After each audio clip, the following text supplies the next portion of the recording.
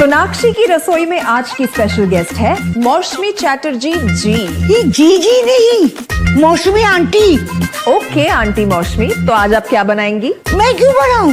मैं तो गेस्ट हूँ, आप बनाओ, हम खाएंगे। एक्टिंग में तो हिट हो, अब खाना बनाओ सुपर हिट। ठाट से बनाऊंगी खाना, है ना द बेस्ट एवरीडे मसाला। आओ बनाते हैं मसालेदार छोले। छोले हर रोज के करी में एवरीडे मसाले, शाही बिरयानी में स्वाद का जायका।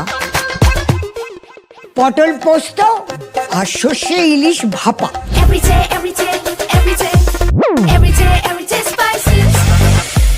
साफ मसाले, खुशबू और प्योर झांझ, टेस्ट से भर दे हर जुबान पे स्वाद।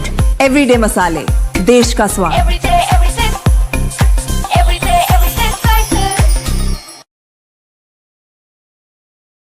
Hello and welcome back to Ajay's Thromani Guru, your go-to source for the latest updates and advanced analysis on commodity markets.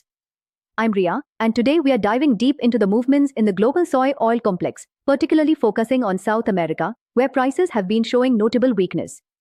The vegetable oil complex faced renewed pressure on Monday, 30th September, as South American soy oil values extended their losses.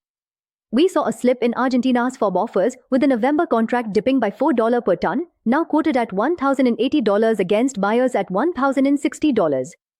The December contract's basis values also softened, widening to -$70 to -$200, with trades reportedly near $1,051. January indications similarly edged lower to about $1,048 as the overall basis weakened further.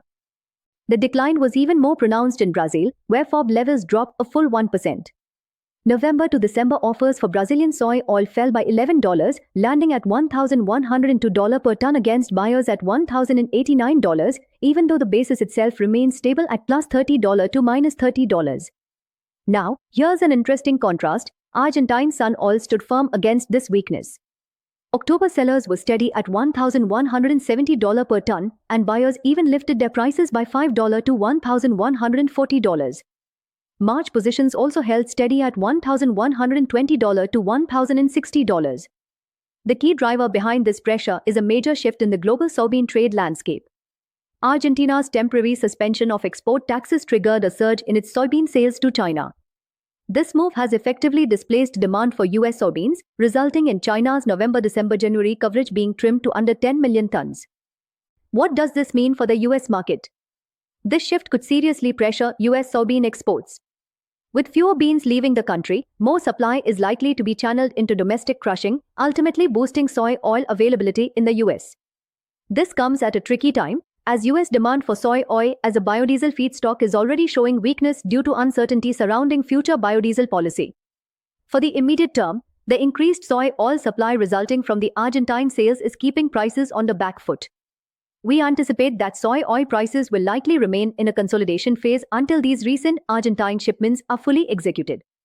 However, once those supply spikes clear, the market dynamic is expected to change. South American supply is projected to tighten, which should provide a supportive foundation for prices moving forward. The market is currently balancing this short-term oversupply with the longer-term expectation of tighter inventory.